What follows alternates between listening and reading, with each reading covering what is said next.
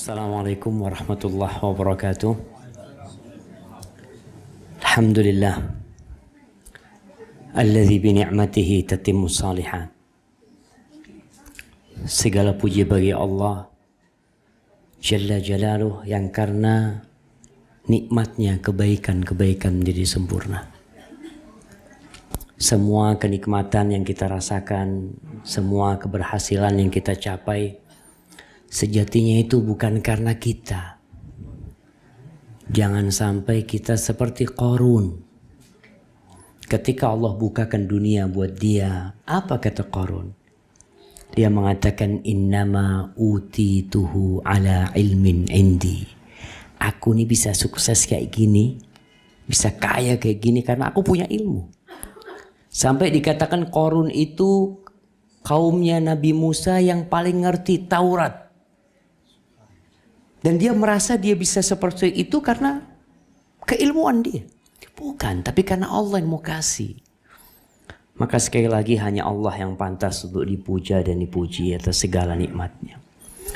Allahumma salli wa sallim ala sayyidina Muhammadin wa ala alihi wa ashabihi ajma'in.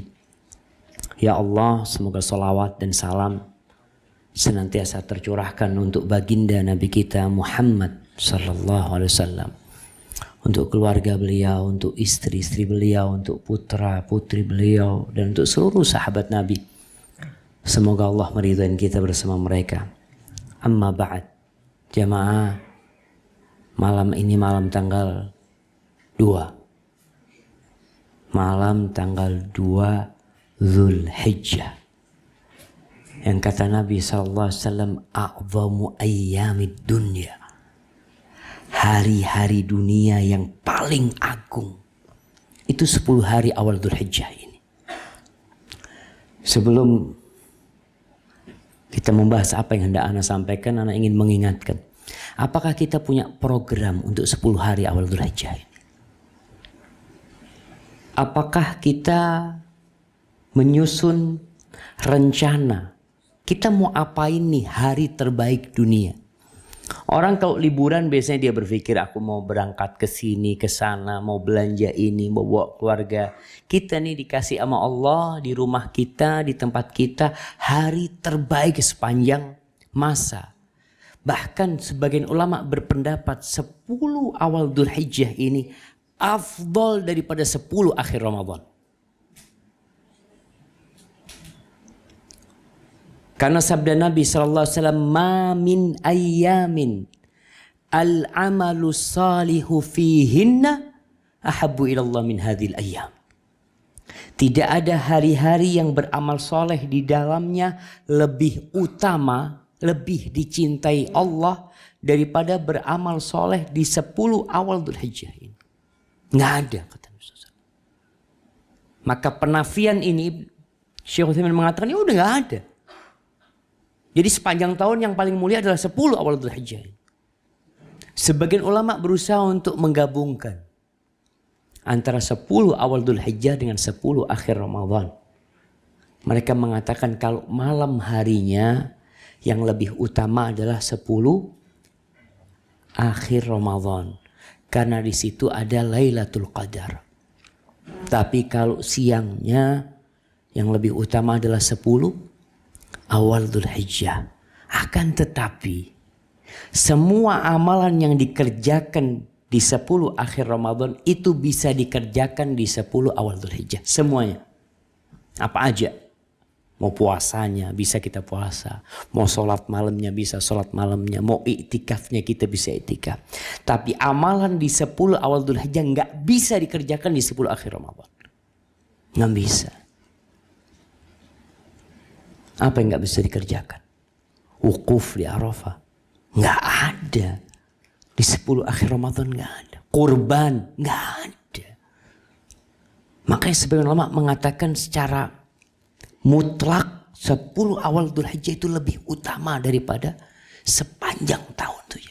Manapun yang lebih utama itu bukan jadi pengkajian kita.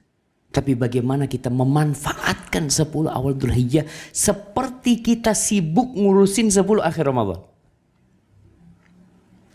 Para sahabat bertanya, walal jihadu fi sabilillah. Apakah jihad di jalan Allah tidak mampu menandingi beramal soleh di 10 awal Dzulhijjah? Walal jihad fi sabilillah. Jihad pun gak bisa menanding. Illa rajulun, kecuali satu kondisi. Seorang lelaki kharaja bimalihi wa nafsih.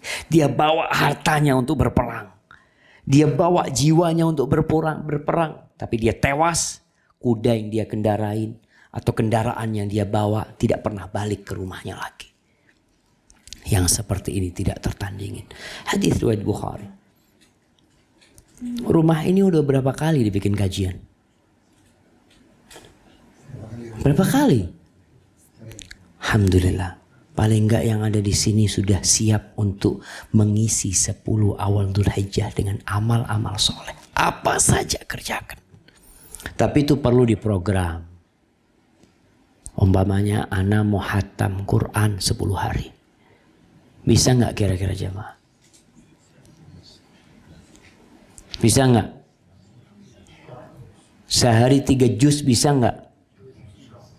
Orang syughul dari jam 7 sampai sore. Ngaji itu butuh 1 juz butuh 45 menit. Anggap yang paling susah butuh 1 jam. Jadi tiap hari sisihkan waktu 3 jam. Yang kita untuk syughul dunia, anak cut 3 jam. Jadi kita bicarakan matikan handphonenya, buka Qurannya. Bisa kalau mau. Masalahnya kita itu nggak mau. Kadang-kala pegang handphone ini berjam-jam nggak bosen. Pegang Quran 5 menit kayak 1 jam. Masya Allah. Banyak banget anak ngaji. Masya Allah. Padahal baru 5 menit. Haibati fillah. Allah Azza wa Jal menciptakan kita. Lalu menguji kita. Allah menyediakan segala fasilitas kehidupan ini. Untuk manusia. Maka jangan sampai kita diperbudak oleh dunia kita. Kita yang harus jadi bos. Ada orang-orang yang diperbudak oleh handphonenya sendiri. Ajib, dia itu dikontrol sama handphonenya. Habis baterainya, cari powerbank. Kenapa? Taruh habis handphonenya, habis baterainya. Kan jelas sudah. Enggak. Ada sebagian orang yang tidak bisa mengontrol dunia dia. Allah menciptakan dunia dengan segala fasilitas itu untuk menguji kita. Dan Allah Azza wa Jal mengutus Rasulnya Nabi Muhammad SAW. Menurunkan Al-Quranul Karim. Kemudian Allah meletakkan aturan-aturan. Itu sebagai ujian buat kita. Ada yang lulus dan ada yang tidak lulus. Yang taat, yang ikut aturan akan dipuji dan dimasukkan surga. Tapi orang yang durhaka, aturan Allah nggak diurusin. Ada yang acuh tak acuh dengan aturan Allah Subhanahu wa taala. Berpaling dari aturan Allah, maka Allah ancam. Ini dunia milik Allah. Maka Allah ancam dengan nerakanya. Dan manusia terbagi menjadi 2. Fariqun fil jannah wa fariqun fis sa'ir. Sebagian kita ini, mudah-mudahan kita semua masuk surga.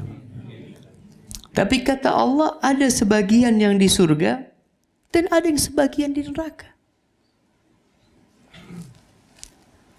Kalau ditanya kita mau masuk mana? Masuk surga. Nggak ada yang nggak masuk surga. Ketika Jibril diutus sama Allah Jalla Jalaluh untuk melihat surga, kata Jibril, ya Allah, tidak ada satupun dari hambamu yang mendengar tentang surga melainkan dia akan masuk surga. Coba kalau kita dikasih tahu tentang Raja Ampat, kita dikasih tahu tentang pantai-pantai yang indah, ya, tempat-tempat yang bagus, semua kepingin berangkat. Ini baru di dunia kita bisa melihat itu bule datang dari Australia berangkat ke Indonesia. Anak kadang kala heran mereka backpacker berangkat ke Bromo, turun Bromo, nanti lanjut ke Denpasar. Apa sih yang dilihat? Ada yang dicari dia. Dia rela, lelah, capek untuk mendapatkan apa yang dia cari. Hanya untuk kenikmatan dunia. Maka Jibril mengatakan tidak ada satupun yang mendengar tentang surga melainkan dia akan masuk surga. Tapi kemudian diutus ulang. Sekarang kau lihat Jibril, surgaku. Ternyata surga itu dipagari oleh semua yang dibenci oleh nafsu manusia. Artinya surga itu dikelilingi dengan perkara-perkara yang kita nggak suka. Sholat malam, siapa yang mau sholat malam? Orang-orang lagi regut, kita bangun. Kalau bicara sodako, kita capek, syughul, tahu-tahu suruh bangun masjid. Jiwa manusia nggak suka.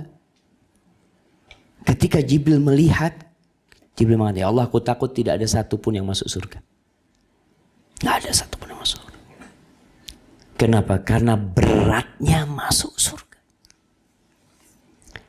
Jamaah, sahabat Nabi itu pernah ditegur sama Allah.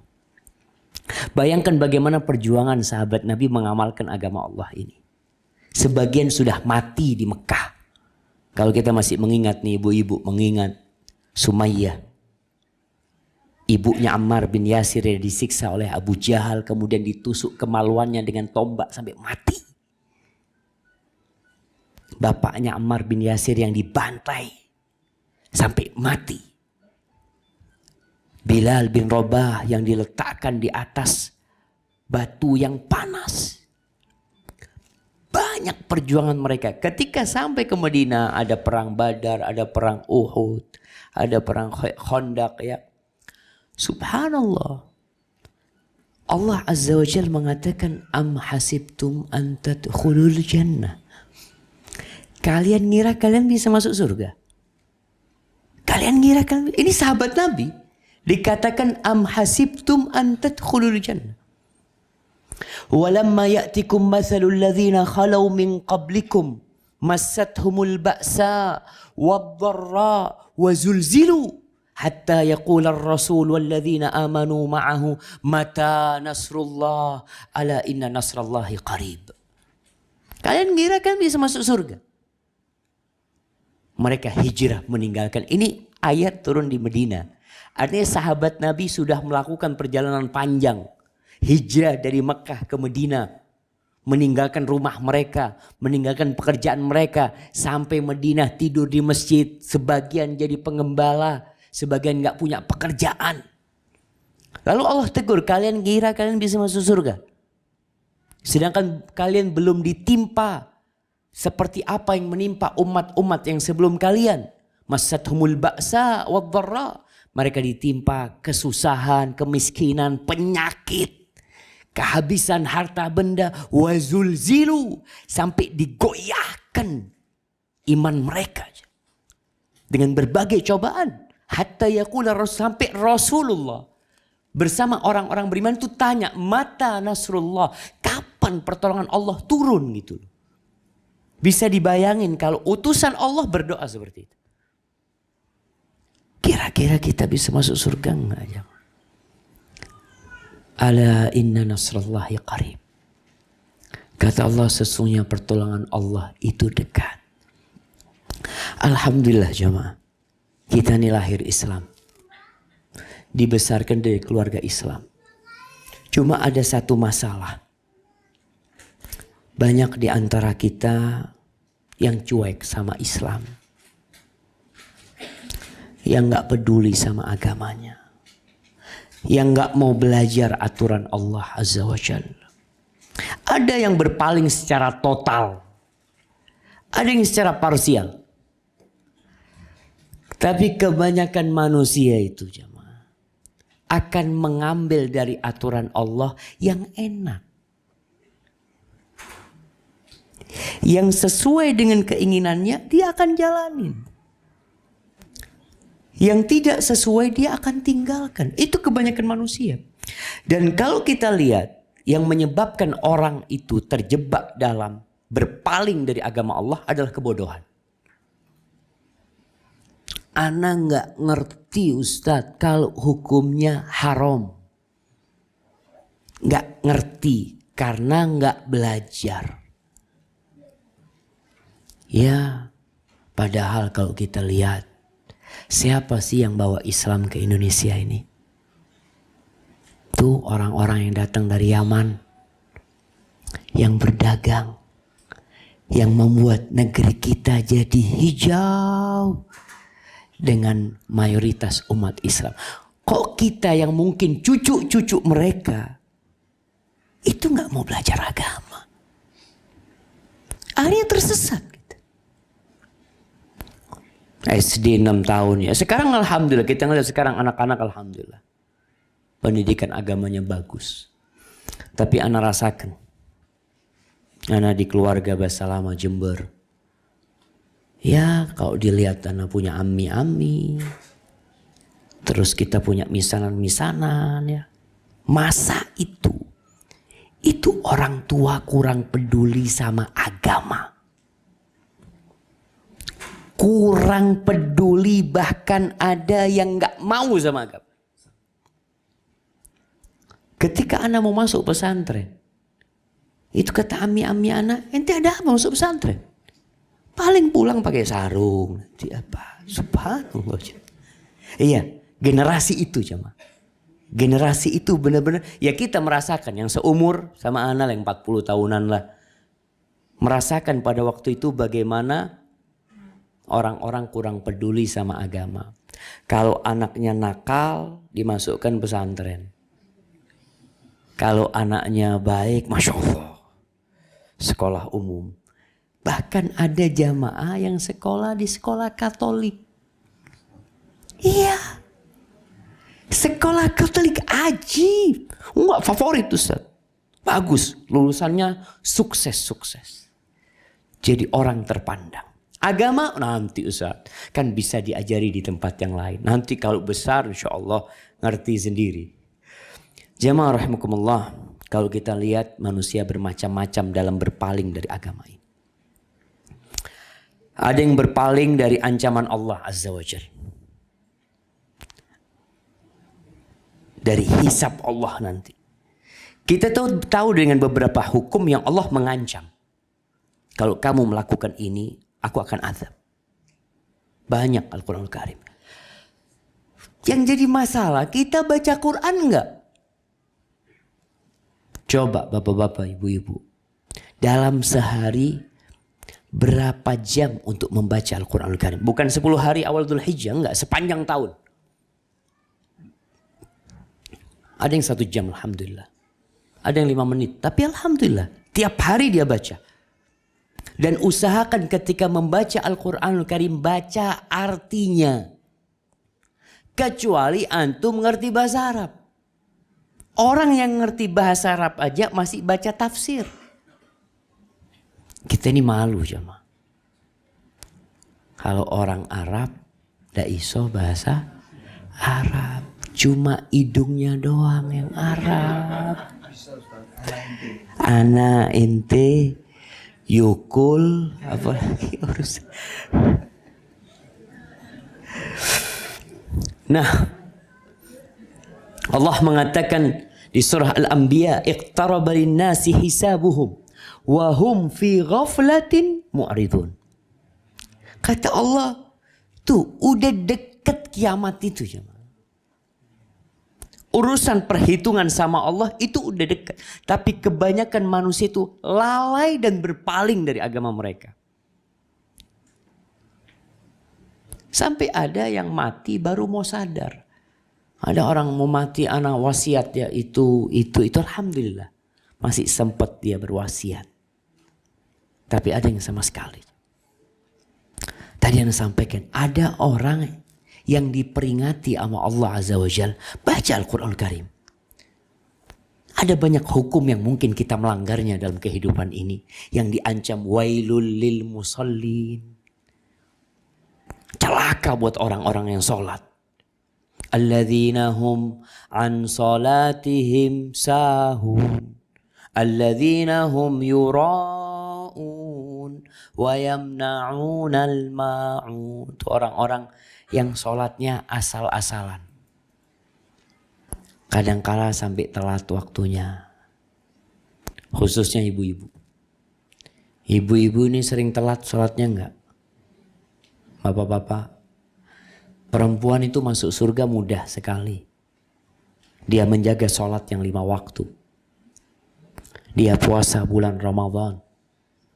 Dia taat sama suaminya. Dia jaga kehormatannya. Qila laha udkhulil jannah min ayyi abwabil jannati syi'ti. Silakan masuk surga dari pintu mana saja yang kamu mau. Bayangkan. Kenapa? Karena sholat berat buat perempuan. Perempuan itu ada masa liburnya. Puasa berat buat perempuan. Ada harim-harim yang Masya Allah. Mungkin dia masih punya utang puasa puluhan tahun yang lalu. Mungkin ada. Diancam wail. Yang sholat aja masih diancam masuk neraka. Gimana dengan yang gak sholat? Orang yang puasa. Ada yang kata Nabi SAW. Kam min sa'imin. Laisa lahu min siyamihi ilal ju' wal atash. Berapa banyak orang yang puasa yang gak dapat apa-apa. Kecuali lapar dan haus.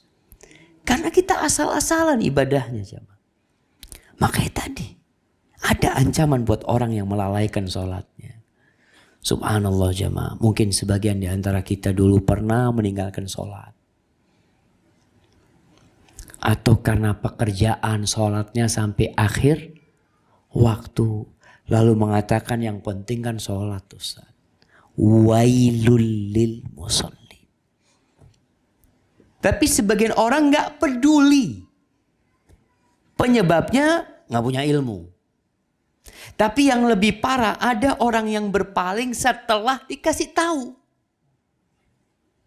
Udah dikasih tahu nih hukumnya haram nih. Kalau bicara yang hukumnya haram yang kita masih ngerjain apa jemaah? Apa? Rokok, Masya Allah. Rokok ada khilaf. Masya Allah. Tapi kita bicara rokok. Contoh rokok. Memang kalau kita lihat. Ya kalau bicara rokok. Dulu para ulama. Ketika berbincang tentang rokok. Rokok itu hukumnya ada 5. Ada yang mengatakan rokok itu wajib. Nah. Pada awal rokok keluar. Ada yang mengatakan rokok itu sunnah.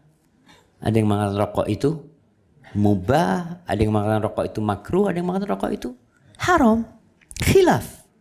Karena rokok gak ada di masa Nabi SAW. Harus dicari hukumnya, dipelajarin. Ini barang apa sih? Yang mengatakan wajib katanya. Orang kalau habis makan. Kemudian dia masuk waktu sholat. Gak ngerokok. Sholinya gak khusyuk. Gak tumaknina dia. Karena kecut apa ini itu. Wah rokok berarti dia wajib. Karena tumaknina termasuk rukun sholat kata dia. Loh ini orang-orang dahulu seperti itu ketika berbicara. Gak tahu karena ini seperti makanan apa gitu loh jamaah. Ada yang mengatakan gak sunnah.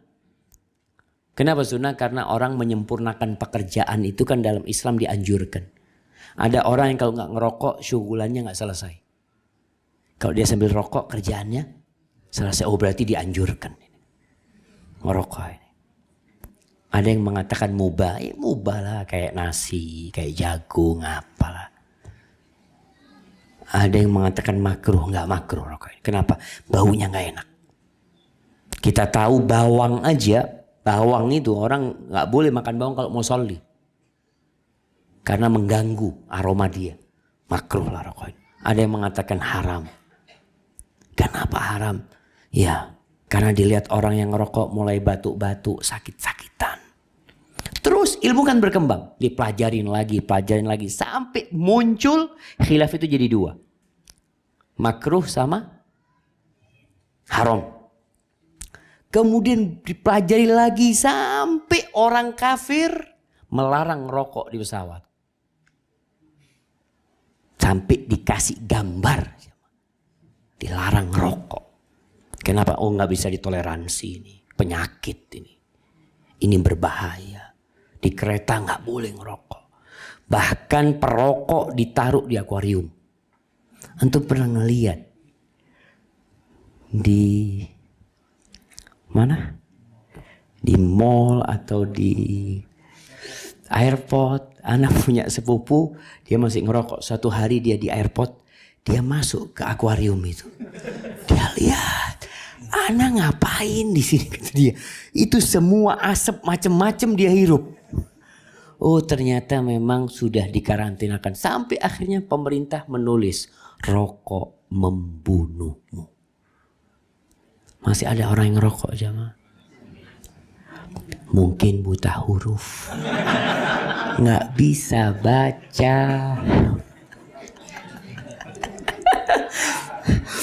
Barakallahu fikum. Tapi intinya sebagian ulama berpendapat haram. Karena jelas-jelas berbahaya. Di sini seorang mukmin, tenang, nggak usah rame-rame. Ustadznya masih di sini belum. Nanti ada bab pertanyaan, tenang. Baik, rokok. Iya, yang kedua riba. Antum lihat ya, Mas. Orang udah tahu nggak hukumnya riba? Ada nggak yang mengatakan khilaf riba ini, jamaah?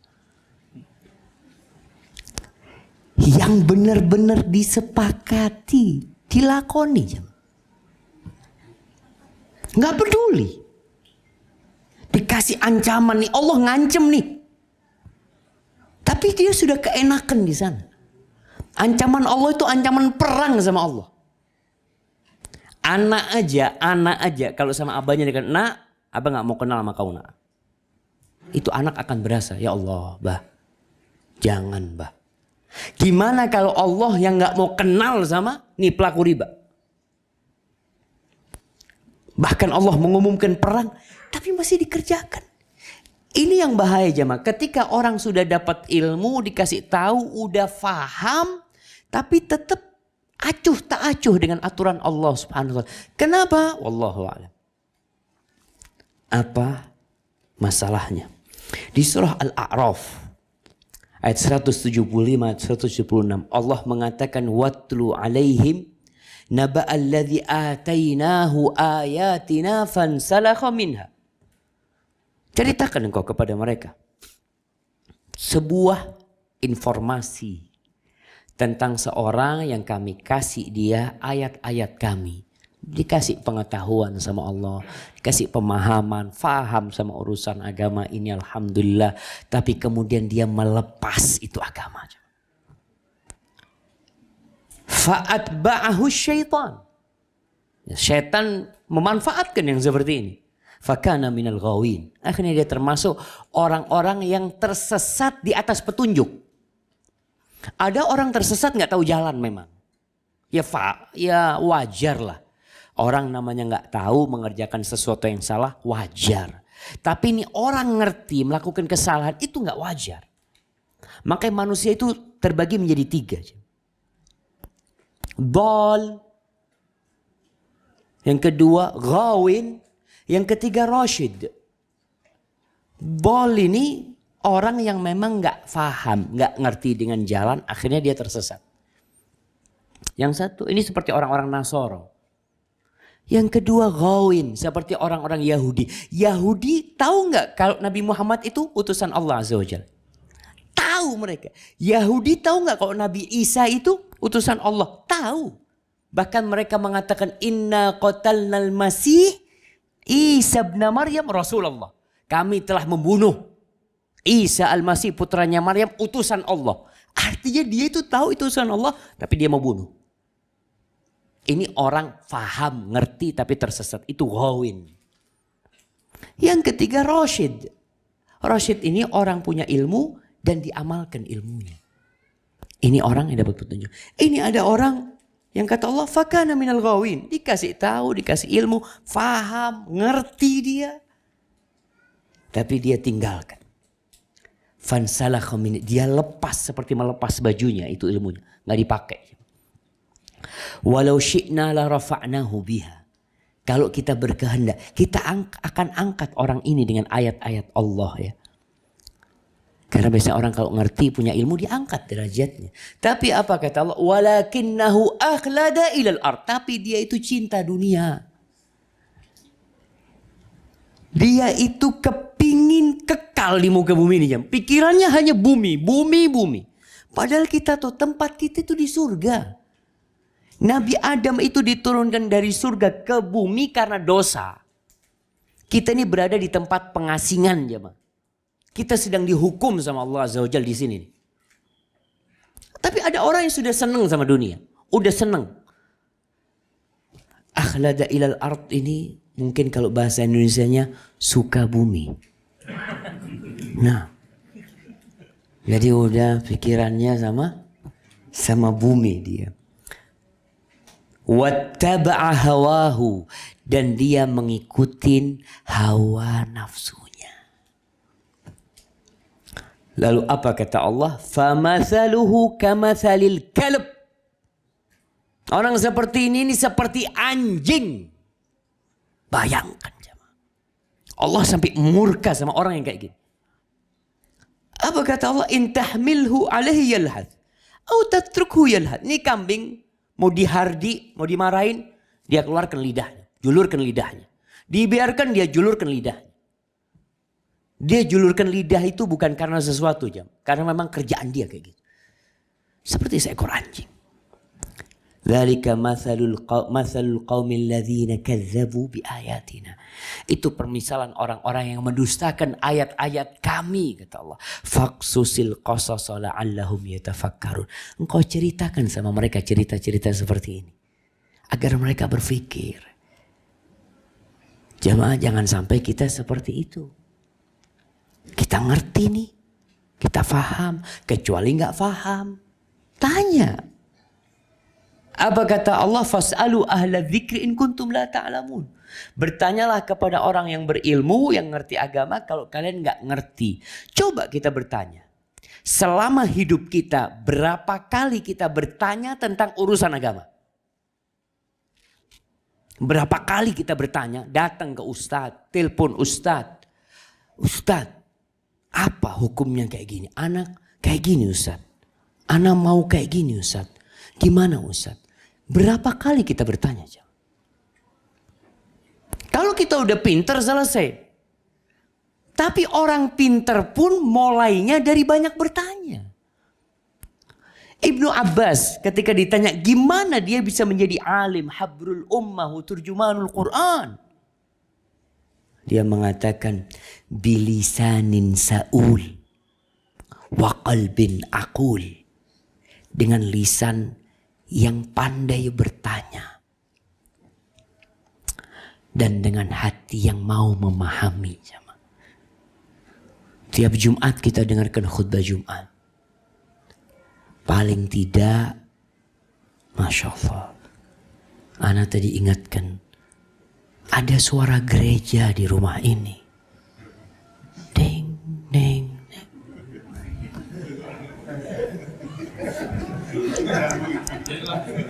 Di mana itu jemaah? Di depan ada gereja bukan?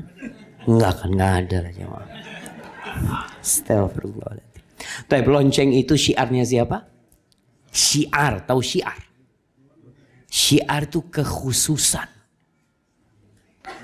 orang-orang Nasor. Maka usahakan gak ada lonceng di rumah kita. Kenapa? Mau dipindah ke rumahnya? Masya Allah. Nanti ada kebaktian nanti di rumah.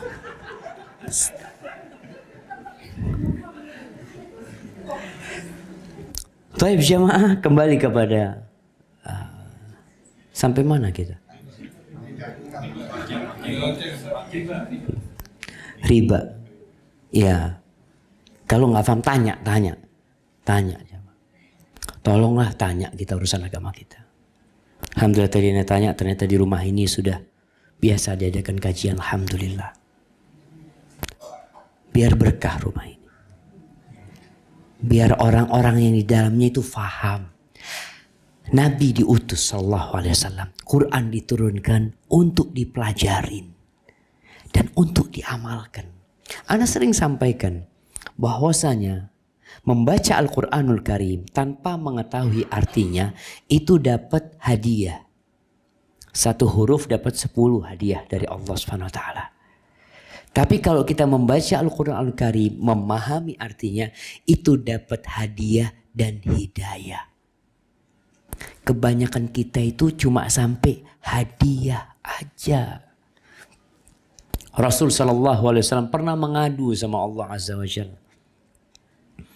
Beliau mengatakan, wa qala ar-rasulu ya rabbi inna qaumi ittakhadhu hadzal qur'ana mahjura. Nabi Rasul mengatakan, wahai Rabbku, sesungguhnya kaumku ini menjadikan Al-Quran sesuatu yang ditinggalkan. Enggak diurusin. Ada orang yang berpaling dari Al-Quran total. Sama sekali tidak pernah nyentuh Al-Quranul Karim. Enggak pernah baca. Ada yang berpaling dari Al-Quranul Karim, dia baca. Tapi enggak mau memahami. Sehingga takutnya seperti himar. Yahmilu asfara. Orang-orang Yahudi itu kata Allah, kamatsalil himari yahmilu asfara. Seperti keledai yang bawa buku. Tapi nggak ada gunanya buku itu buat dia. Ada ilmu yang banyak di atas pundak keledai itu. Masya Allah isinya ilmu ini. Tapi keledai nggak dapat manfaat dari sana. Karena dia nggak pernah baca. Maka kita usahakan baca dan fahami artinya. Ada yang berpaling dari mengamalkannya. Alhamdulillah dia baca, dia faham, tapi dia nggak mau ngamalin Quran. Kadang-kala Quran buat gaya-gaya doang. Haibatifillah, kemudian ada ya orang-orang yang berpaling dari agama Allah ini seperti orang munafik. Kalau hukumnya itu atas dia, berbahaya sama dia, dia tolak. Tapi kalau untuk dia, dia akan perjuangkan. Masya Allah. Bapak-bapak, hukum apa dalam Islam yang disukain? Bapak-bapak, azan?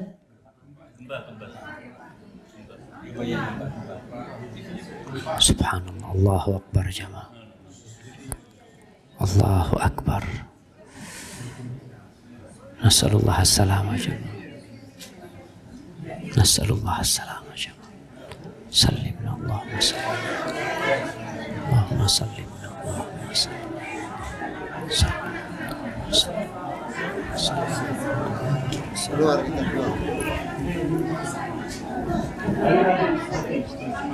Bicara tentang gempa.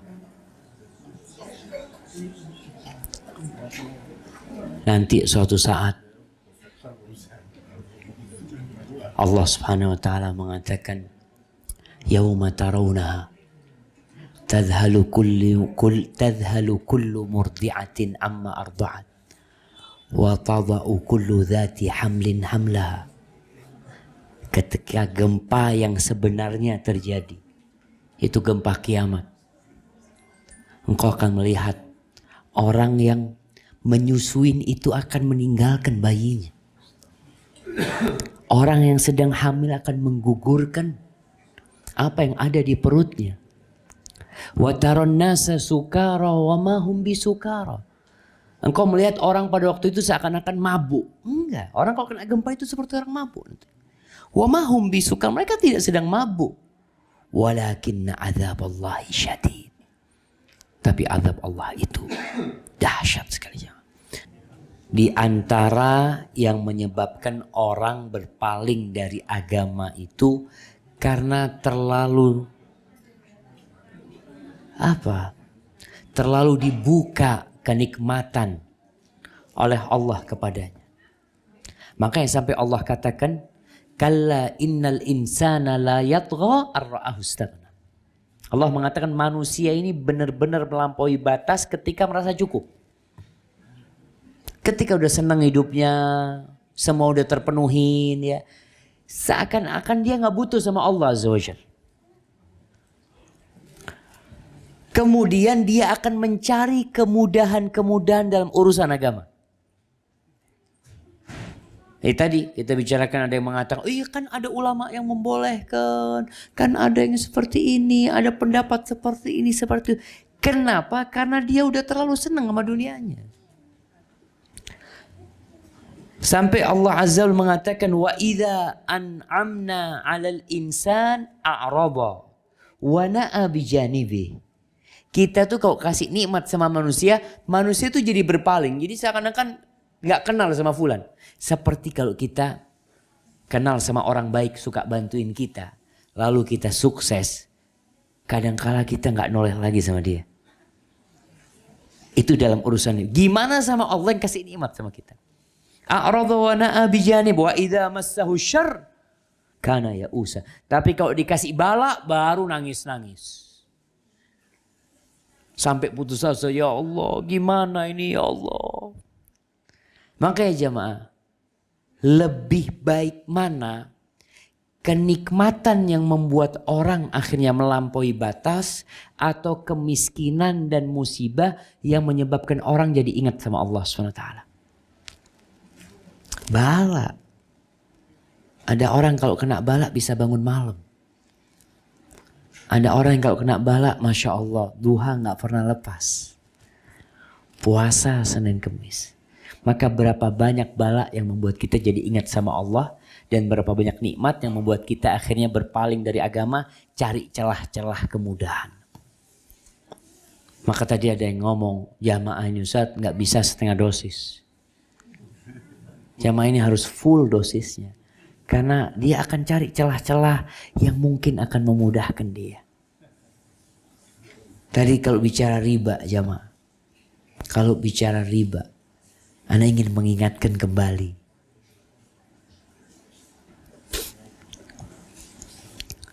Ada masih jamaah-jamaah yang rentenir. Ada enggak? Ada. Di Surabaya Ana tahu. Sama orang-orang yang rentenir. Ada orang-orang yang sibuk membesarkan usahanya juga dengan riba. Dia berpikir kau enggak riba, enggak bisa. Kau siapa kau? Ngatakan gak bisa. Allah tuh yang bikin aturan di muka bumi ini. Mengatakan bisa. Dan dia mengatakan yamhaqullahu riba wa yurbis sadaqat. Allah janji. Kau riba dihancurkan sama Allah. Lalu engkau gak percaya. Sebagian orang masih berpikir kalau gak riba gak bisa punya bait. Gak bisa punya sayyaro. Nggak bisa punya motor. Siapa yang bilang? Kita punya kakek nenek moyang Masya Allah. Ana ingat ceritanya Walidi Jaddi dulu. Hijrah dari Jakarta ke Jember. Ana punya anjit dulu tinggal di kebun kacang. Tahun 38 hijrah ke Jember. Itu jualan susu kambing naik sepeda. Bisa hidup. Bisa punya rumah, bisa punya tanah. Nggak pakai riba. Kenapa? Iman jamaah. Kita tuh beriman nggak? Ya kalau kita ingat ya. Dosa riba yang paling. Riba ini dosanya ada berapa banyak? Ada 70 pintu dosa riba. Yang paling ringan seperti anak zinai ibunya sendiri. Dan kita anggap remeh. Kalau bicara zina, na'udzubillah, jangan sampai kita orang berzina. Alhamdulillah, Ustaz, anak gak pernah berzina. Sebagian orang yang dilakukan itu lebih parah daripada berzina. Ya hadis riwayat Ahmad. Anak sering sampaikan supaya kita ancaman-ancaman ini supaya gak dianggap remeh jamaah. Dirhamun riba. 1 dirham riba yang dimakan oleh seorang hamba. Wa huwa ya'lamuhu. Dan dia tahu ini hasil riba. Sebagian orang itu anaknya disekolahkan kuliah, deposit fulus, nak, ini abang sudah deposit fulus, kau tiap bulan tinggal ambil. Ribanya dikasih makan anaknya. Apa kata Nabi SAW? Asyaddu min 36 zanyah. Itu lebih parah daripada 36 kali berzina. Kita kasih makan anak kita. Kita kasih makan keluarga kita. Maka tolong. Agama yang dipelajarin ini diamalkan. Nanti kita akan ditanya hartanya dapat dari mana, dikeluarkan kemana. Ditanya ilmunya dipakai apa enggak. Baik, yang terakhir jamaah. Enggak ada jaminan kita mati Islam. Enggak ada jaminan. Dulu di masa Rasul SAW ada seorang yang menjadi penulis wahyu. Nulis Al-Quran. Bukan hafal Quran. Nulis Al-Quran buat Nabi SAW. Mati Nasrani. Antum pikir kita semua ada jaminan? Nggak ada. Makanya doa orang yang pinter, yang punya akal, apa doanya? Rabbana la tuzigh qulubana ba'da idh hadaitana wa hab lana min ladunka rahmah innaka antal wahhab. Ya Allah, jangan palingkan hati kami, ya Allah. Condongkan hati kami kepada kemaksiatan, kepada kesesatan. Setelah Engkau kasih hidayah, Allah. Wahab lana min ladunka rahmah. Dan karuniakan untuk kami dari sisimu rahmat. Nggak boleh orang itu sombong dengan amalannya. Nggak boleh sombong dengan hajinya, sombong dengan sodakohnya. Merasa sudah baik. Nggak boleh. Kita tuh jadi baik karena rahmat Allah SWT. Yang jadi standar kita baik atau tidak, kita mati. Bukan sekarang. Makanya Allah mengatakan wala tamutunna illa wa antum muslimun. Jangan mut kecuali dalam kondisi Islam. Maka proses ini kita jaga dan kita terus berdoa. Kita mulai tinggalkan yang dilarang sama Allah SWT. Kita mulai kembali kepada agama. Mungkin berat. Di awal kita sebutkan surga itu dipagari dengan semua yang dibenci oleh jiwa kita. Semua yang haram itu kita suka. Semua yang diperintahkan itu berat buat kita. Dan jalan menuju neraka itu huffatin nar bisyahawat. Orang masuk neraka itu bayar. Na'udzubillah. Karena sesuai dengan nafsu dia. Orang berzina bayar dia. Untuk masuk ke neraka. Dikasih yang halal, harimnya dikasih di rumahnya. Kadang-kadang dia tinggalkan. Na'udzubillah min dzalik. Maka doa terus minta sama Allah. Proses ini dijaga. Mungkin itu yang bisa kita sampaikan. Kurang lebihnya mohon maaf. Ada pertanyaan? Tafadhal ya. Sambil makan.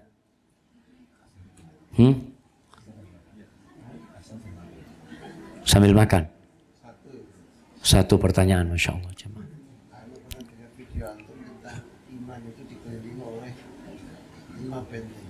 Nah, Masya Allah jemaah. Iya. Ini permisalan iman. Iman itu seperti sebuah kota yang dikelilingi oleh 5 benteng. Yang setan tidak akan bisa merusak iman itu kecuali melalui benteng yang pertama. Kalau benteng yang pertama hancur, dia masuk benteng yang kedua, benteng yang ketiga, benteng yang hampir yang terakhir, benteng yang pertama. Benteng yang pertama itu jamaah adalah hal-hal yang sunnah atau yang mubah. Benteng yang pertama itu terbuat dari tanah. Kemudian benteng yang kedua dari tanah yang dibakar. Benteng yang tiga dari besi. Benteng yang keempat dari perak. Benteng yang kelima dari emas. Benteng yang pertama ini ya setan akan berusaha menggoda antum dari yang awal yang mubah-mubah. Makanya kalau orang banyak mengamalkan yang mubah-mubah, biasanya setan itu akan tamak untuk masuk kepada yang sunnah. Kalau antum punya amalan sunnah. Biasanya yang diganggu sama setan yang sunnah. Kalau dia punya yang sunnah, alhamdulillah. Setan tidak akan bisa mengganggu yang wajib. Karena dia punya sholat sunnah. Tapi kalau sunnahnya hilang, maka setan akan masuk ke benteng yang wajib. Kalau benteng yang wajib ditinggal, maka setan akan masuk ke benteng. Benteng apa jemaah? Benteng yang perak tadi. Apa benteng yang perak ini? Keimanan. Nanti kalau keimanannya sudah mulai kena, atau keikhlasannya nanti. Kalau sudah yang wajib ditinggalkan, ikhlasnya akan digoda. Dia sholat hanya untuk riya. Sodako hanya untuk riya. Kenapa? Dia yang wajib dia tinggalin. Akhirnya dia berangkat ke masjid hanya untuk dilihat orang kadangkala. Berangkat haji hanya untuk dikatakan orang fulan berangkat haji. Karena sejatinya yang wajib itu dia tinggalkan. Kalau yang wajib sudah dia tinggalkan, kemudian dia tidak ikhlas, keyakinannya bisa kena hancur ketika itu keimanan dia, jamaah. Maka kita harus menjaga dari yang awal. Jangan terlalu banyak dengan yang mubah-mubah. Boleh yang mubah itu, tapi jangan terlalu berlebihan ya. Kemudian kuatkan dengan yang sunnah-sunnah.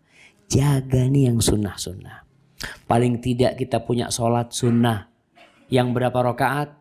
Yang 12 rakaat yang rawatib. Jagalah.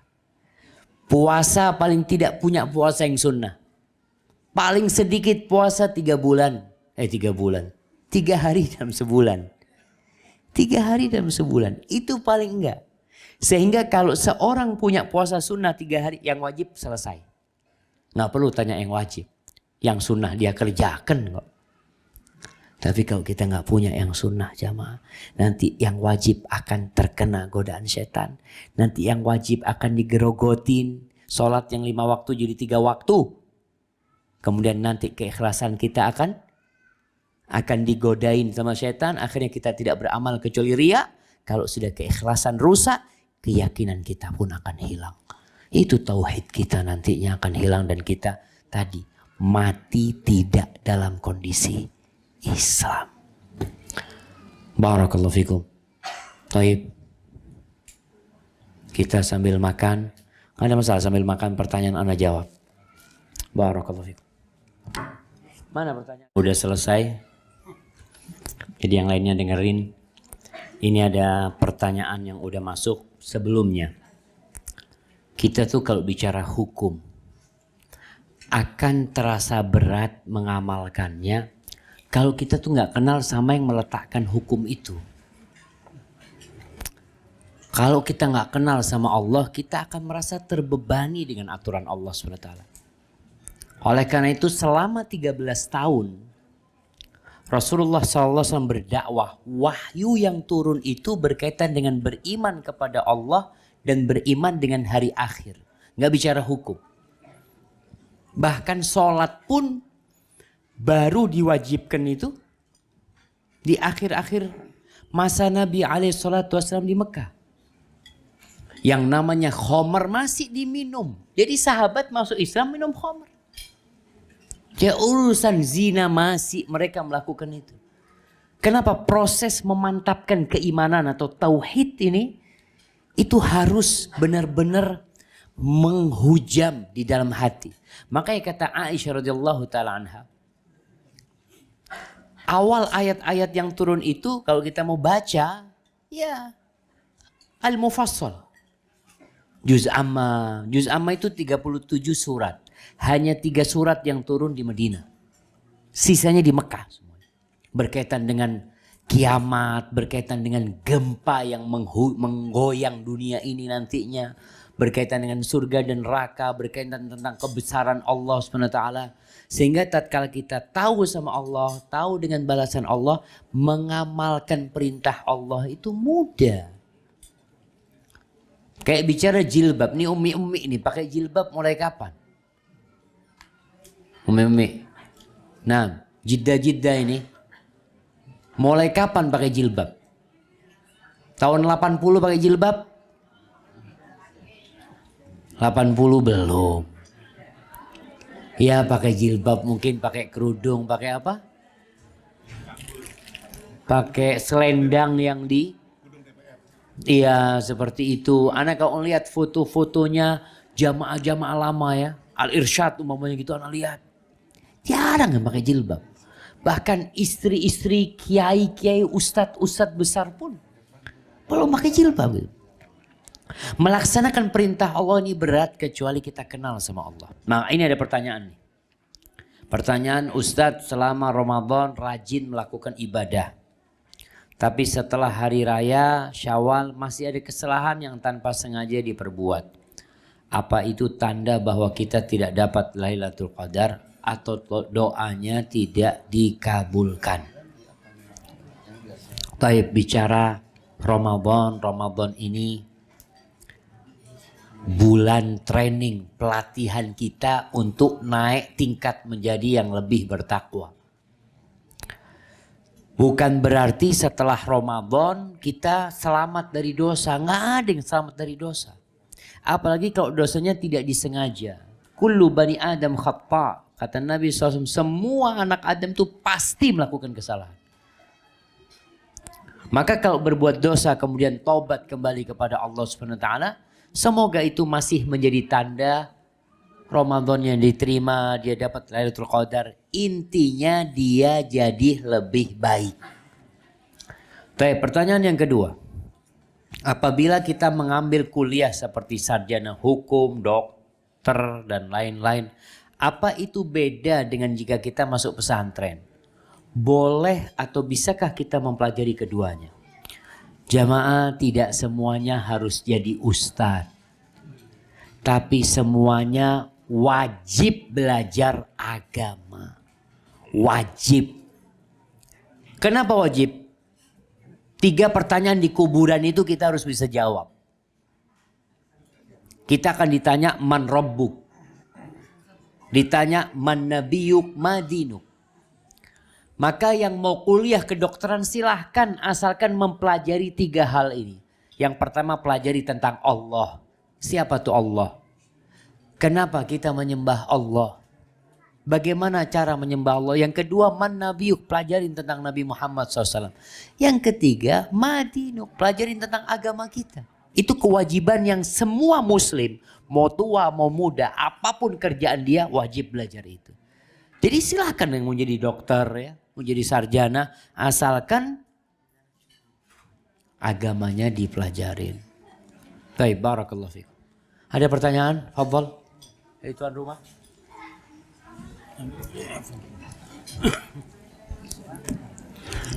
Ustaz, mengenai masalah riba ini Ustaz. Kita ini kan kalau orang kerja ya, orang bisnis, biasa traveling atau segala macam itu kan biasa menggunakan transaksi itu kan booking hotel dan lain-lain menggunakan kartu kredit. Nah, berkenaan masalah ini hukumnya apa nih Ustaz mengenai kita menggunakan kartu kredit nih Ustaz? Satu mic aja. Ada satu mic. Masya Allah. Kartu kredit ini apa sih? Kita punya duit di sana.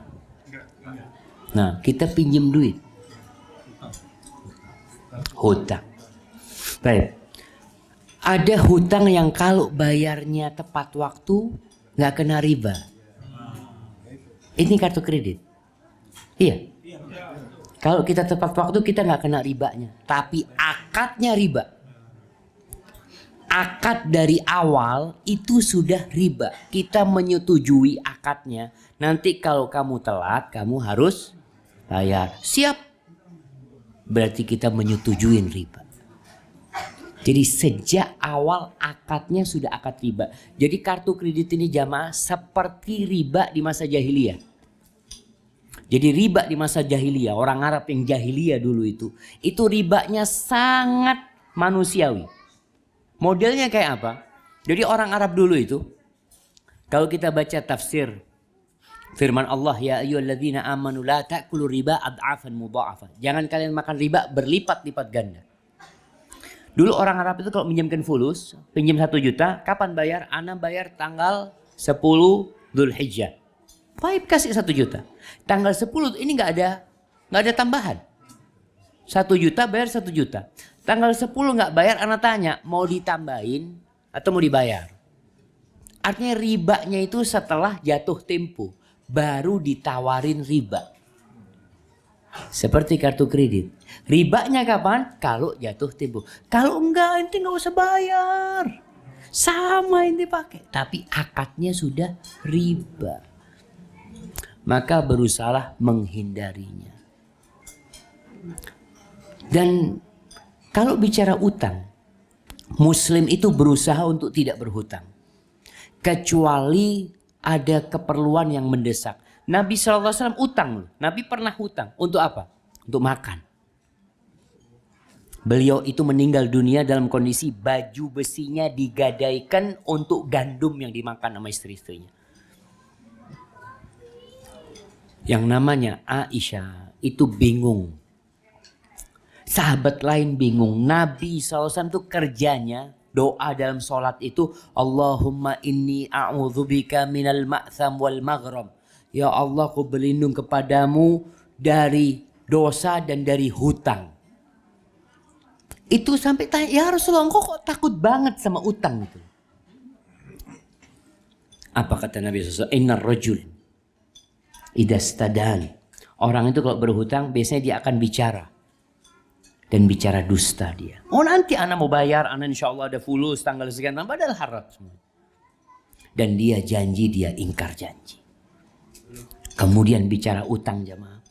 Kata Rasul SAW, Lau anna rajul qutila fi sabilillah. Kalau ada orang yang berjuang ya Allah, mati di medan perang, kemudian dihidupkan, kemudian mati di medan perang, kemudian dihidupkan, kemudian mati syahid, dan dia punya utang, nggak akan masuk surga sampai utangnya dibayar. Maka berusahalah kita untuk hidup tidak berhutang.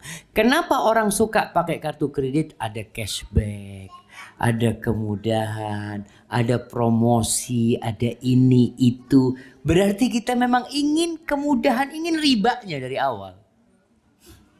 Kenapa kita kasih promosi? Karena kita pinjam uang sama dia gitu. Kita pakai. Maka berusahalah untuk ditinggalkan hal itu. Barakallahu fikum. Itu kartu kredit. Yang punya kartu kredit. Mungkin sebagian ustadz di sebagian negara nggak bisa kecuali pakai kartu kredit. Kalau yang namanya darurat, kayak kita masuk tol, darurat kita harus pakai kartu. Mau bawa fulus 1 miliar nggak bisa ditempelkan di sana, nggak akan buka. Darurat, maka yang haram pun jadi diperbolehkan dalam masa darurat tersebut. Barakallahu fikum. Pertanyaan lainnya. Mana mic?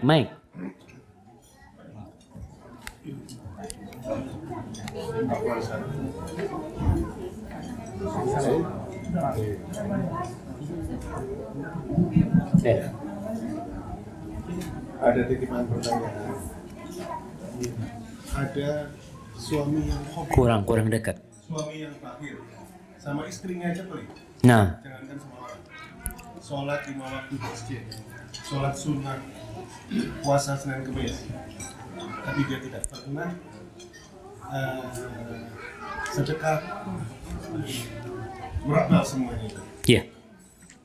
Satunya lagi, sholatnya biasa-biasa saja, amal jariahnya bagus. Masya Allah. Mana yang lebih bagus? Barakallahu fikum. Jamaah, kalau bicara bakhil,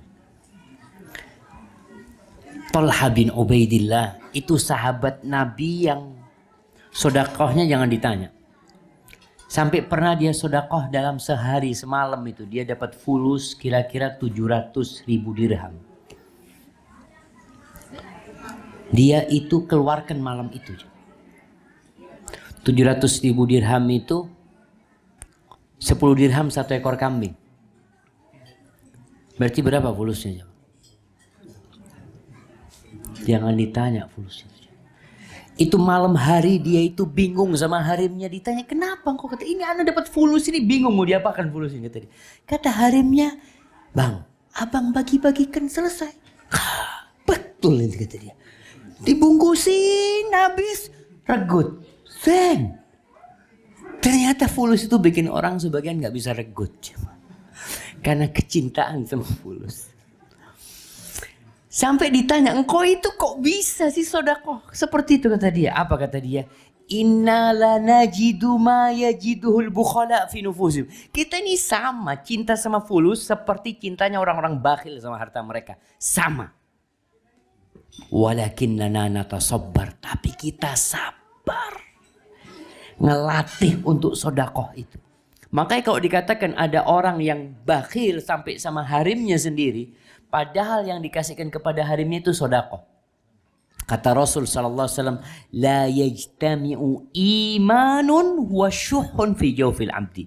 Iman itu nggak berkumpul dengan sifat bakhil di hati seorang hamba. Jadi kalau ada orang bakhil, keimanannya dipertanyakan. Kalau dia mengatakan beriman, ibadahnya Masya Allah. Kenapa? Karena kata Nabi SAW, wasodaqatu burhan. Sedekah itu bukti iman. Engkau ada iman. Loh sekarang ini antum percaya enggak? Kalau kita sedekah 1 juta, Allah ganti 10 juta. Allah ganti 700 juta. Percaya enggak kita? Orang Masya Allah investasi, duitnya kemana-mana, padahal cuma dapat untung 30%. Oh 30% banyak sih. Dia 100 juta dapat 130 juta. Banyak enggak? Dia taruh full karena dia percaya. Tapi kenapa sama Allah enggak percaya? Maka di sini kalau ada orang yang bakhil, dipertanyakan keimanannya. Karena sifat kikir itu enggak berkumpul dengan iman. Maka di sini keimanan kepada Allah, Ar-Razzaq, Dzul Quwwatil Matin, Dia yang kasih rizki. Allah itu bahkan merayu hambanya tidak dengan memberi. Udah kalau engkau nggak mau ngasih nggak apa-apa. Tapi apa kata Allah? In tuqridullaha qardhan hasana. Engkau utangi Allah. Artinya kalau kau nggak mau ngasih nggak apa-apa, utangin lah. Artinya kalau utang itu kan dikembalikan. Orang kalau mau ngasih kan pikirannya hilang fulusnya. Udah nggak usah ngasih, utangin. Nanti aku kasih lipat ganda. Kalau sama manusia lipat ganda riba, sama Allah enggak. Tapi orang enggak yakin. Maka yang berusahalah untuk menggabungkan hablum minallah. Yaitu dengan kita menjaga ibadah kepada Allah. Sholat kita baik, tapi hablum minan nas juga baik. Selalu dikumpulkan aqamus sholah wa atuz zakah. Dia sholatnya baik, zakatnya fulusnya juga keluar. Itu baru disebut orang baik. Tapi semua kembali kepada iman tadi. Kalau orang nggak yakin gimana mau diyakinkan? Perlu dikenalkan sama Allah Subhanahu wa taala. Barakallahu fikum. Baik.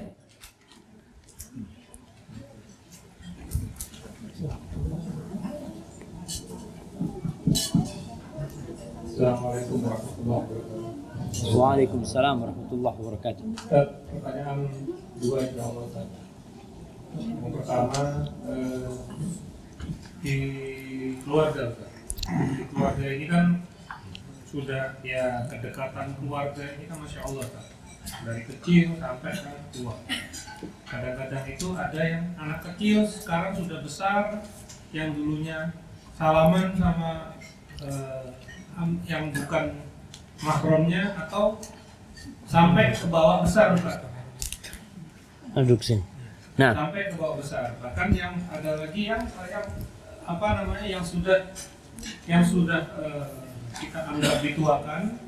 Nah, kita yang bukan mahram salaman. Apakah ada batasannya umur, misalnya berapa yang boleh atau nggak boleh atau gimana? Itu satu. nah, Yang kedua kalau boleh Ustaz menanggapi rokok yang tadi Ustaz. Masya Allah. Ada sambungannya Ustaz, biar detail Ustaz. Iya. Detail. Rokok itu kalau dianggap dosa Ustaz, kalau dianggap haram Ustaz kan berarti kan dosa. Dosanya itu sebungkus satu, sebatang satu, sekali. Masya Allah, Masya Allah. Kira-kira gimana Ustaz? Biar lebih detail gitu Ustaz, motivasinya supaya maju atau mundur gitu Ustaz. Allahu Akbar.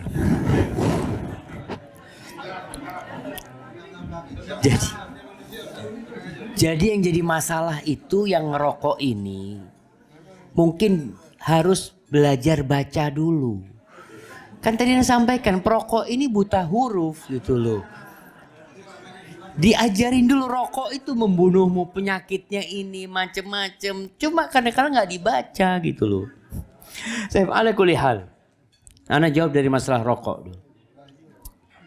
Kalau bicara rokok, menurut pendapat yang lebih kuat ya,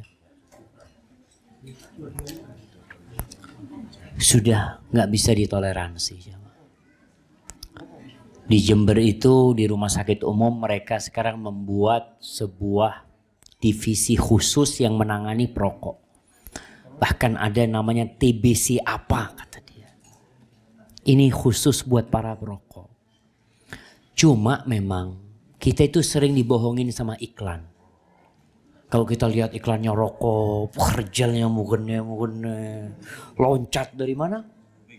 Dari tebing ya Masya Allah. Mana perokok kayak gitu jemaah? Cuma kita dibohongin gitu jemaah. Jadi kalau bicara dosa rokok, ya tentunya ketika dia merokok dia akan terus melakukan dosa tersebut ya. Apalagi dalam Islam itu ada sebuah kaidah yang mengatakan la dharara wa la dirar. Tidak boleh kita membahayakan diri kita atau membahayakan orang lain. Nggak boleh. Semua sepakat rokok itu bahaya apa enggak? Bahaya. Buat diri sendiri, bahaya. Buat orang lain bahaya. Makanya kalau orang yang masih merokok dan merasa rokok itu bermanfaat, tolong anaknya diajak ngerokok. Habis makan, ya Allah nak, zen ini nak. Zen, tawa ini zen. Mana abah yang kayak gitu mana? Selalu jangan nak. Jangan. Abah kayak jangan-jangan mbak. Ana lihat abah zen. Jadi ana dulu dicerita. Ana punya ami pernah cerita. Kita punya ami-ami dulu masih ngerokok ya semuanya. Jadi tadi karena ilmu belum nyampe sama mereka. Sampai di bawah mobil ana punya ami paling tua itu keluar asap. Kata yang Dila ente punya mobil kebakaran kata dia.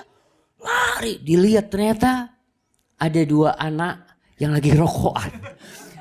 Ini rokoknya abahnya dibuang dia rokok di bawahnya mobil. Karena kepinginnya dia ngerokok. Lihat abahnya sampai merem-merem cuma yang ngerokok ya. Si anak kepingin tapi sama abahnya gak boleh gitu loh. Makanya anak rasa semua sepakat rokok itu berbahaya. Dan kita nggak mau anak kita merokok atau berdua sama harimnya sama anaknya habis makan sambil nggak ada jemaah. Masya Allah. Karena rokok itu berbahaya dan kita tahu buruk rokok itu. Maka nasihat anak buat yang masih merokok berdoa. Minta sama Allah bantulah hamba berhenti ngerokok. Karena sebagian kita itu niat berhenti ngerokok tapi nggak pernah minta tolong sama Allah. Padahal tiap sholat kita mengatakan iyyaka na'budu wa iyyaka nasta'in. Minta tolong sama Allah. Apa yang kita nggak bisa tinggalkan, apa yang nggak bisa kita kerjakan minta tolong sama Allah SWT. Tapi ada pun berkaitan dengan salaman ya. Wallahi ana pulang dari pesantren nggak mau salaman sama harimnya ana punya ammi. Ente belajar apa ini? Kok sekarang tambah kurang ajar? Saya akan dipikir yang biasa salaman, cium tangan. Ini gak mau salaman, ini belajar. Jadi memang yang membuat kita berubah itu yang pertama iman tadi dan ilmu. Makanya amanu wa amilus solihat. Beriman kemudian diamalkan. Rasul SAW itu tangannya berkah. Air ludahnya berkah sallallahu alaihi wasallam. Keringatnya berkah sallallahu alaihi wasallam. Beliau orang yang hatinya paling bersih. Tapi beliau itu tidak pernah bersalaman dengan wanita. Enggak ada istrinya Abu Bakar datang cium tangannya Nabi SAW. Istrinya Umar ya. Anak-anaknya sahabat yang perawan-perawan datang. Enggak ada. Beliau mengatakan inilah usafihun nisa. Aku enggak berjabatan tangan dengan wanita, selesai. Laki-laki kalau mau masuk Islam itu baiat sama Nabi SAW. Berjabatan tangan. Mengatakan asyhadu an la ilaha illallah asyhadu anna Muhammad Rasul. Tapi bagaimana kalau perempuan masuk Islam? Firman Allah di surah Al-Mumtahanah. Ketika Allah mengatakan kepada nabinya, ya ayyuhan nabiyyu idza ja'akal mu'minatu yubayi'naka ala alla yusyrikna billahi syai'a. Kalau tuh perempuan-perempuan datang membaiatmu untuk tidak melakukan kesyirikan. Itu kata Aisyah, Nabi SAW tidak berjabatan tangan dengan mereka. Ghaira annahu yubayi'uhunna bil kalam. Baiatnya Nabi itu sallallahu alaihi wasallam pakai kalam. Nggak pakai tangan. Jadi kalau ada orang yang mengatakan, Ustaz, berjabatan tangan kan ini silaturahim. Untuk mendekatkan ya. Laki sama perempuan ini ada setrumnya. Iya. Maka kenapa ada batasan-batasan seperti itu? Kita sama misanan-misanan dulu paling seneng. Ahlan, Masya Allah. Belum paham. Apalagi kalau yang hali-hali ya, Masya Allah salaman itu seneng kita. Karena ya namanya laki gitu ya. Jadi karena urusan agama ketika kita paham, akhirnya kita meninggalkan. Biasanya harim-harim ammi itu marah. Karena merasa tidak dihargai gitu loh. Ini bentuk penghargaan. Menghargai kalau tanganmu itu tidak boleh disentuh sama anak. Anak nggak boleh nyentuh. Tapi tetap akhlak. Karena ada anak yang nggak mau salaman terus ya Hanu nggak mau kenal. Tetap kenal. Ahlan ammati ya, apa kabarnya, bekhair. Misanan-misanannya itu juga apa? Rahim dia yang dia harus silaturahim sama dia. Tetap baik. Tapi kalau salaman sudah jangan. Kalau bicara umur. Memang ada yang mengatakan kalau yang umurnya sudah sepuh ya, udah tua, mungkin ya akan jauh dari fitnah ya. Tapi tetap lebih baik dihindarin. Karena nanti ukuran sepuh ini yang kayak apa, umurnya berapa. Karena memang perempuan itu, Allah mengatakan wal qawaidu minan nisa. Ada perempuan-perempuan yang sudah duduk ya, allati la yarjuna nikahan, yang udah nggak diharapkan punya hasrat untuk nikah. Itu nggak wajib pakai jilbab. Jadi perempuan sepuh itu nggak wajib pakai jilbab. Dengan catatan tidak berhias. Ini ada ummi-ummi sudah ajus, pakai lipstik ya, pakai sido. Ini sudah ajus. Boleh nggak pakai jilbab tapi jangan berhias gitu loh. Karena subhanallah jemaah, pernah mendengar cerita seorang umur 60 tahun yang diperkosa? Ada. Karena kadang-kala karena dia berhias, dia pakai perhiasan macam-macam. Tapi kalau bicara hukum ini berat kita mengamalkannya kalau iman belum kuat. Maka tadilah imannya dikuatin dulu sehingga semua aturan bisa kita amalkan dengan nyaman. Baik. Itu pertanyaan terakhir dari bapak-bapak. Ibu-ibu, mic kirim ke ibu.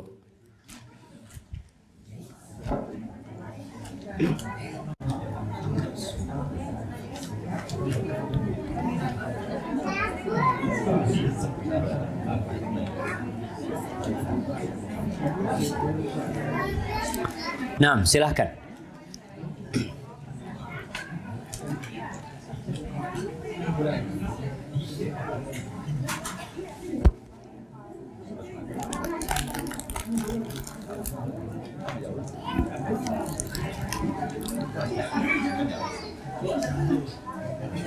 Nah, tinggal 3 menit. Tafadhali. Nah. Kayaknya mic-nya kok nggak hidup. Coba diketuk dulu. Hidup.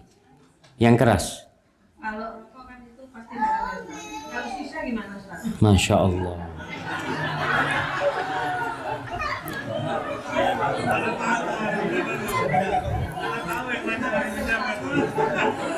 Tuh, shisha ini apa bedanya sama rokok?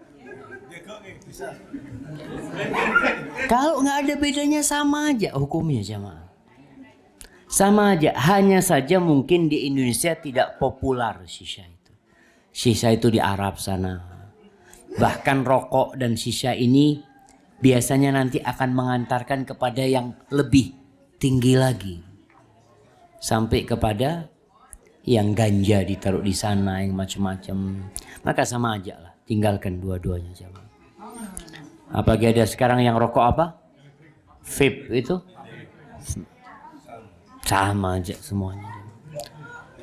Taib, yang lainnya? Ada nggak umi-umi yang shisha? Nggak ada kan? Nah, tafadhali. Terkait tadi pertemuan kita, apa benar katanya kalau wanita itu sudah menopause dia tidak wajib berhijab? Nah, jadi bukan menopause. Karena ada perempuan umur 35 tahun udah berhenti. Kira-kira umur 35 tahun ini masih ada yang seneng nggak? Banyak yang ngantri masih. Artinya nggak ada batasan umur. Tapi wal qawaidu minan nisa, perempuan yang udah Duduk ya udah berat dia jalan ya, dia udah sepuh, tidak menarik lagi. Itu yang tidak wajib pakai jilbab. Artinya dia tahulah kondisi dia. Tapi ketika dia masih menarik buat orang lain dan ada yang berharap menikah, maka tetap dia wajib pakai jilbab ketika itu. Barakallahu fiik. Assalamualaikum warahmatullahi wabarakatuh. Waalaikumsalam warahmatullahi Saya wabarakatuh. ingin bertanya mengenai safar bagi wanita. Nah, Bagaimana apabila wanita tersebut tidak memiliki mahram, sementara dia berkemampuan untuk berangkat haji atau umroh sendiri, apakah itu masuk dalam larangan dia bersafar? Terima kasih. barakallahu fiik. Dia nggak punya mahram. Atau artinya dia nggak punya siapa-siapa. Mungkin keadaan keuangannya Baik. buat satu orang. Berarti keuangannya. Baik, kalau keuangannya cukup hanya untuk satu orang, berarti nunggu sampai cukup buat 2 orang. Memang Al-Imam Syafi'i berpendapat bahwasanya untuk haji wajib itu boleh perempuan berangkat tanpa mahram dengan catatan pertama mahramnya nggak ada. Yang kedua ada jaminan keamanan buat dia. Makanya sampaikan kepada ibu-ibu ini, haji itu berat. Kenapa butuh pendamping? Ketika lempar jumroh ya. Ketika tawaf, ketika sa'i, ketika dia tidak ada yang mendampingi, takut nanti ada masalah apa-apa. Apalagi dia butuh safar tadi. Yang kedua kalau bicara umroh pun, usahakan tetap safar umroh dengan mahramnya. Ada kejadian-kejadian yang tidak diinginkan. Ada janda berangkat haji. Ketemu duda berangkat haji. Sama-sama nggak ada mahramnya ini. Biasanya aturan pemerintah Arab Saudi itu kalau di bawah umur 45 tahun harus ada mahramnya. Ini akhirnya dijadikan mahram. Dijadikan mahram di mana? Di paspor. Ini mahramnya. Naudzubillah, akhirnya terjadi sesuatu yang tidak diinginkan ya. Karena merasa ini sudah mahram ana, padahal mahram-mahraman itu, bukan mahram beneran. Maka nasihat ana buat perempuan yang belum punya mahram, artinya ada mahramnya, cuma uangnya cukup buat satu orang, usahakan nabung. Bahkan sebagian ulama mensyaratkan mahram itu syarat kemampuan. Kalau nggak punya mahram berarti belum mampu dia. Artinya dia nggak dosa. Walaupun pendapat ulama yang lain tadi, asalkan ada jaminan keamanan dia berangkat tanpa mahram, diperbolehkan. Tapi menurut ana lebih baik ditundalah sampai punya kemampuan pergi bersama mahramnya. Karena ada sekarang ini jemaah, ummi-ummi ini yang berangkat sama sohib-sohibnya, jamaah pengajian, yuk berangkat umrah, rejalnya ada. Hati ini berangkat sendiri, nanti pulang, subhanallah, padahal ada mahramnya sebenarnya, tapi dia kepingin ya seneng-seneng raksi-raksi sama sohib-sohibnya, maka janganlah. Barakallahu fiik. Baik. Ada yang lainnya? Nah. Bismillah. Assalamualaikum Ustaz. Waalaikumsalam. Perbuatan manusia adalah Allah yang mentakdirkan. Maka kenapa kemudian dia mengazab mereka atas dosa-dosa mereka? Padahal dialah yang telah menciptakan perbuatan manusia tersebut. Bukankah ini tidak adil terhadap hamba tersebut, Ustaz? Masya Allah. Ini berat pertanyaannya jamaah. Iya jemaah. Allah mengatakan wallahu khalaqakum wa ma ta'malun. Allah yang menciptakan kalian dan amal kalian. Kenapa Allah mengadab hambanya ketika hambanya tidak taat? Karena Allah suruh dia taat dan dia nggak mau taat. Kemudian yang kedua, Allah Subhanahu wa taala kirim para nabi untuk menjelaskan ini halal, ini haram. Dan kita dikasih keinginan, kita bisa milih. Memang sekarang di depan kita itu ada ayam sama daging, tadi kita makan. Kita tahu semua sudah ditakdirkan, tapi antum milih nggak? Milih. Piringnya beda-beda. Padahal berangkatnya sama. Berdiri di sana melihat pilihan yang macam-macam. Ada satu piring isinya daging. Nggak ada ayamnya. Ada yang isinya apa tadi? Soto. Ada soto. Masya Allah. Rujak. Ada tahu campur. Isinya itu. Apakah itu dipaksa untuk ngambil itu? Nggak ada. Kemudian ketika dia makan itu sakit perut. Siapa yang disalahkan? Yang bikin? Enggak. Yang lainnya sehat. Cuma ente yang sakit perut. Berarti kan masalahnya di siapa? Di makhluk. Makanya Allah Azza wa Jalla kalau dikatakan Allah itu tidak adil. Gimana Allah tidak adil? Allah kasih kita keinginan. Fadl, Allah kasih kita pilih. Tapi Allah sudah tahu kita mau berbuat apa. Makanya itu yang ditulis di Lauhul Mahfud. Allah tahu fulan ini akan meninggal umur 12 tahun. Fulan akan meninggal umur 35 tahun. Allah tahu fulan ini punya anak nantinya. Tapi kalau bicara takdir lagi punya anak. Ada orang kalau anak ditakdirkan punya anak akan punya anak. Walaupun gak zuat. Mungkinkah itu terjadi? Gak mungkin. Artinya hamba ini diperintahkan untuk beramal. Kasih kebebasan memilih. Allah katakan faman syaa falyu'min wa man syaa falyakfur. Yang mau beriman silahkan, yang mau kafir silahkan. Artinya dikasih pilihan hamba itu. Bukan seperti namanya ada kelompok Jabariyah yang mengatakan sudah kita ini nggak bisa berbuat apa-apa, kita nggak punya keinginan, semua sholat nggak sholat itu ya sudah takdir Allah. Betul, semua takdir Allah SWT. Tapi engkau dikasih keinginan sama Allah SWT. Tinggal kita mau memilih apa enggak. Pernah Rasulullah SAW lagi ngubur jenazah di Baqi, ada satu sahabat yang bertanya, ya Rasulullah, aya'lamu Rabbuna ahlal jannati wa ahlan nar. Allah tahu enggak siapa yang masuk surga, siapa yang masuk neraka? Tahu enggak jemaah? Tahu. Terus para sahabat bertanya, fafimal amal. Kalau gitu buat apa kita beramal? Ini kan pertanyaannya kayak gitu. Buat apa kita beramal kalau semua sudah ditentukan? Apa kata Nabi SAW? I'malu fakullun muyassarun lima khuliqalahu. Kalian tuh jangan ngurusin urusannya Allah. Anak buah itu jangan ngurusin urusannya bos. Kau kerjakan tugasmu. Kalian beramallah. Semua akan dimudahkan sesuai dengan catatan dia. Sudah. Tugas kita beramal. Makanya biasanya orang kalau sudah malas beramal. Atau dia melakukan kesalahan. Dia akan berdalih dengan takdir. Sampai pernah datang. Ada sebuah athar yang menyebutkan ada orang datang. Mau dipotong tangannya karena mencuri. Apa kata orang ini? Kepada Umar bin Khattab. Ya Amirul Mukminin. Aku mencuri karena takdir Allah.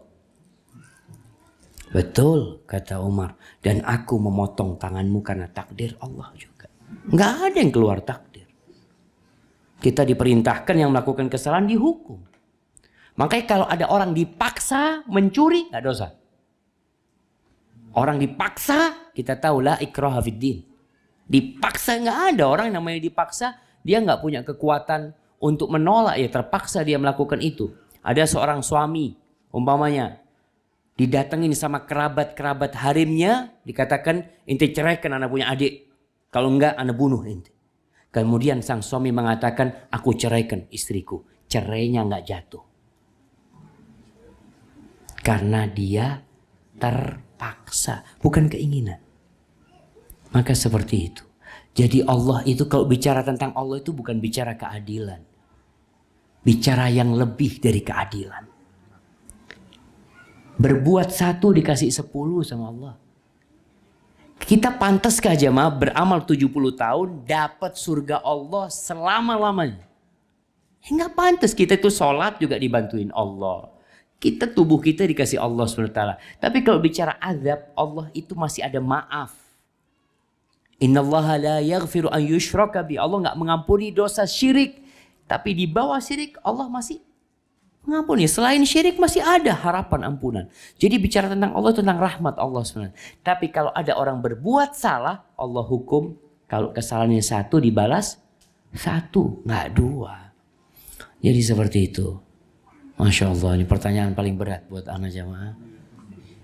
Maka bicara takdir, jangan banyak berbicara tentang takdir. Karena biasanya kita akan malas beramal. Sudahlah, beramalah, semua akan dimudahkan sesuai dengan takdirnya. Taib, ada 3 hal yang menjadi kunci kebahagiaan kita. Dan sebagai penutup, yang pertama adalah laksanakan perintah. Yang kedua, apa jamaah? Jauhi larangan Allah dan laksanakan perintah Allah SWT. Yang kedua, bersabar kalau kena musibah. Ya bagaimanapun, gak ada orang yang terlepas dari musibah. Kuncinya sabar. Yang ketiga, istighfar. Ketika engkau melakukan dosa, maka dengan cara seperti itu insya Allah kita akan berbahagia. Sebagian mengatakan yang pertama adalah bersyukur dengan melaksanakan perintah tadi, bersabar dan beristighfar. Nas'alullah al-jannah, ya, kita minta surga Allah dan mudah-mudahan husnul khatimah. Ana kembalikan kepada pembawa acara. Barakallahu.